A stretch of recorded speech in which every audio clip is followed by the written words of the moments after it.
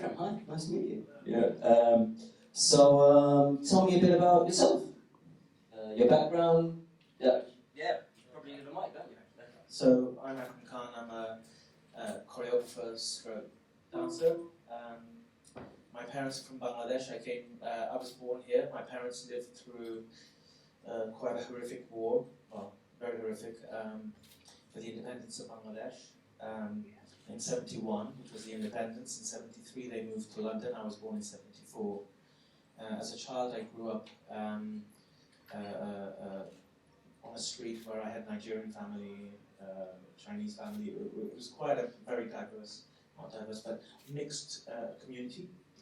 And I got into dance because I think it was my only way of. I don't trust words or speaking. I trust action. And so I got into, I connected with movement, and Charlie Chaplin, Bruce Lee, Muhammad Ali, Buster Keaton, they became my Michael Jackson, they all became my superheroes in a sense. But at the same time, my mother was, Bangladesh formed partly because they wanted to speak their own language, mother tongue, which was Bangla, and the Pakistanis said, no, you have to speak Urdu, and that's partly why the whole fight began, apart from economical reasons and other reasons. So my mother thought, well, how do I keep the past? What happened to us? How does it live? How do the children remember it? So she thought the only way I could retain it, her children, because we are movers, we love to move, and I was into Charlie Chaplin, blah, blah, blah. She thought, okay, let me teach them through song and dance. And through culture, music and dance, that's how I got into it. And also because I think the aunties were grieving. And they're not really my aunties. They're just random, they're not random women, but it was Bangladeshi women families who came to London, and then because they lost so much, they suddenly connected and formed a community, even if they didn't know each other. And so they were always in my parents' living room, always on the sofa. And so I grew up being pushed to learn songs and dance. And then I went to university. My father owned an Indian restaurant for about 20 years. During that period, I really struggled. I was working with my dad in the restaurant in Wimbledon. Yeah, but there was a lot of, my father received a lot of racism. I did 70s, 80s, I would say, early 80s, yeah. And it was pretty horrific at that time. And, well, we're there now. Yeah. So we lived through that, and then I escaped, because I escaped in the sense that I didn't want to work in a restaurant, and my community were very academic orientated, because I think the first thing they thought was, if we're going to, now that we've survived the war, academics is the thing, and I wasn't into, I couldn't sit still, I needed to move. And so, in a sense, and I had another problem. My grandfather, my mother's father, was a genius mathematician. So the whole community for a long time thought I was a genius mathematician from the moment I was born. And that's a really strange feeling, because you feel like you are, people, the way they treat you, you think you are. I started to believe I was a genius. And then I failed my A-levels. I got a U, which is unclassified. I started to doubt. And then I redid it again, because my community said, the examiners must have got it wrong. Do it again. So I did it again, and I got a U. And the third time I got a U, I just said, I really think I'm not that mathematician. And you didn't pull the race card at all? No. But it was funny because by default, because my grandfather was a mathematician and the community believed I was a mathematician, and because I believed I must be good at maths, and I wasn't, what I became infatuated with was patterns. And that's what I became good at. I became good at patterns of people, patterns of migration, patterns in objects, patterns in movement. I suppose that is mathematics, right? It is mathematics, yeah. And so by default, I became good at mathematics, but in a different way, more architecturally. And I went to university to study contemporary dance, obviously not maths. Yeah. And then I don't know, here I am today creating work. I have a company, and I think the big difference between a few years ago and now is that before my children, BC, not before Christ, before children, and after children is, before children I was only interested in stories about the present. What I'm interested in now is understanding the past in order to understand the future, because I have children. And I started to realize that we have to relook at history. Like, for example, I created a solo called Xenos, which is based on colonial soldiers, Indian colonial soldiers, and it really upset me because I had studied history. And I never knew there was 1.4 million colonial soldiers who fought in the First World War for the British Empire. So I decided to change. I changed the story from Prometheus, which was my original story, and we said, no, let's do it about colonial soldiers because their voices need to be heard. So how I look at the past determines how I look at the future, in a sense. And so I deal a lot with time, the concept of time. I'm interested in movement, but just to very quickly finish is that what I'm interested about time is I feel more and more upset because I feel we're looking at time wrongly. Because there are two types of time. One of them is the dancing time, let's say, the movement time, which is feminine time. It's life and death time. It's cyclical time. It's ritualistic time. It is spiritual time. It is nature time. And that is the vertical spiral time. Then there is the man-made time, which is the horizontal time, which is linear time, which is clock time, industrial time, money time, city time. And I think we're really in a conflict between these two types of time. And how somebody put it to me is that we have to look at time differently, is that they told me a story about, a friend told me the story, where he said there was this journalist who went to the Amazon and he met these pygmies. And he came across them and they saved his life, there's a whole story, and then in the end they shared the concept of time.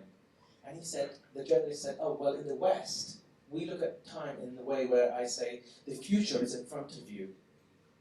You move towards your future. That's how the Western civilization looks at it. The past is behind you because it's gone. And the chief of that tribe said, it's really interesting because we look at it differently. For us, the past is in front of you because you can see it. The future is behind you because you cannot see it. So for me, I feel we are in a very interesting time right now where we're in conflict with technological time and the human physical time, the organic time. And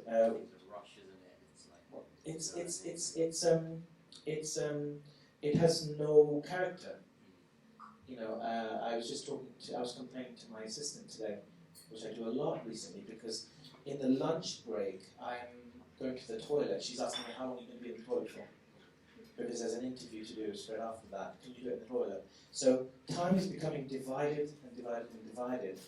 So it's becoming mechanical. In Burundi, they have a culture where there is a time called who are you time. And that's the time when there's no moon. Where there's no light at night time. So it's so dark that you can't see. So, you know, in certain cultures, in certain cultures, we give characteristics to time. Here, time is just a number. And anyway, I can go on, sorry. He said he wasn't a genius, but I won't sleep tonight thinking about that. No, that's interesting. I suppose, well, one thing, that's probably a good idea, isn't it? Well, one thing in terms of like your dance that you mentioned is contemporary dance. Is that also like from kind of Oriental cultures, your own cultures? Or, no, contemporary dance, I studied Indian classical dance. Okay. That's really my training.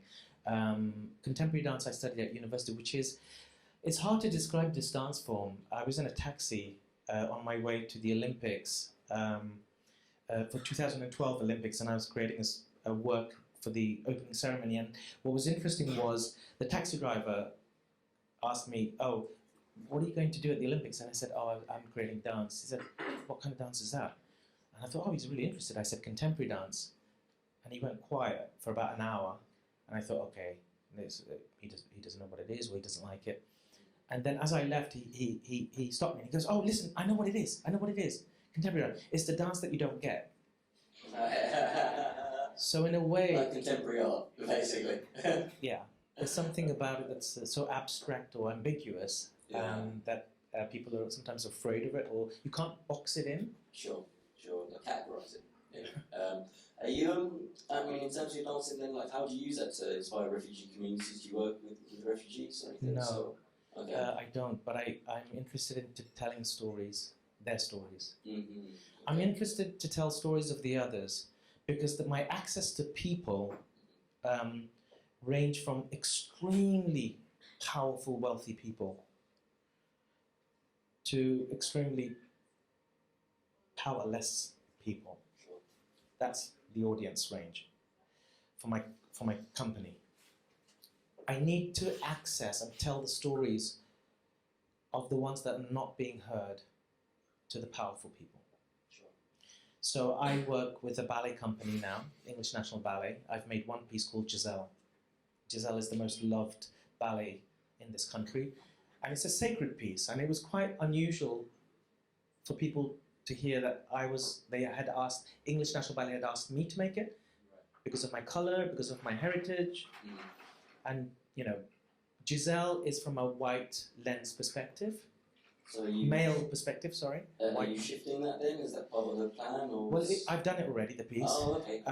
But what was interesting was I wanted, Ruth Little, my dramaturg, and I worked closely on it, and we felt that we wanted, what was happening around us in 2016 with Syria and the migration, mass refugees, it was affecting all of us. Sure.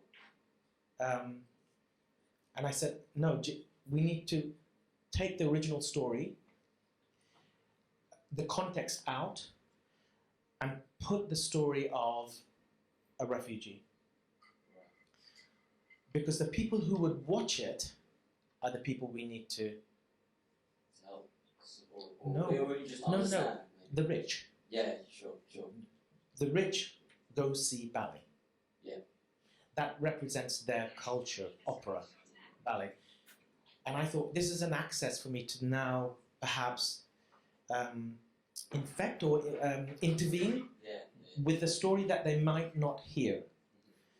So we based Giselle's community as refugees, and the West were the landlords. The land that they were coming to, it was a story between the refugee community and the land that they arrived at. So a lot of my work is based on more and more. I always said my work was not political. Sure. But after my children were born, I became consciously, openly. I am looking for stories that are they're highly political. All the events like you talked about, Syria, etc. Yeah, I suppose. Well, first of all, I was just going to ask: are you still doing the show then? Is that something for people to check out? Yeah. Giselle is coming back in September now at Sadler's Wells. Yeah. It's. We'd love to check it out. I guess just a final question. I mean, are there any plans going forward to work with refugees or do anything that perhaps even involve them in ballet or teach or something like that? I'm interested. We're working on a project for. It's still early days, but for 2021, and it's for Manchester International Festival. I'm not sure how much I'm allowed to talk about it because there's always that thing that until we've signed off on it. But the interest is that I'm going to work with 100 community performers, but amongst them will be refugees because actually the piece is about refugees, and it's with this incredible visual artist called Doris Salcedes, I don't know how you say the surname, who's a visual artist who works with a lot of people from different areas from not just refugees, but she made a whole piece at the White Cube. One of her exhibitions was about rape victims in Colombia, because she's originally from Colombia. She's a strong political activist, and she shows her work through that. I mean, she did this amazing piece called I think it's called Palimpsest, and it's this huge warehouse, like a room, huge room, and you walk in and there are slabs on the floor all throughout, like hundreds and hundreds of slabs, just white, these kind of slabs. And what happens is, when you stand there, water starts to pour in out of the stone and starts to form letters. And by the time it forms the name, for example, Muhammad, by the time it forms that, the first letters disappeared. Wow. And then the next, and what those names are names of refugees who have died at sea. Wow, that's amazing. So contemporary art, maybe not, and contemporary art is hard to understand, but what's so unique about it is, what's so special about it is we can tell stories in a way that sometimes direct force can't say it. We don't say it literally, we say it more poetically. Yeah, absolutely. Well, I think that's my big takeaway maybe from speaking to you. You're not trusting words, but actions, and kind of. But I do trust your words. I'm just saying. I'm not saying it's for everybody. It's just. Fine. I don't trust myself.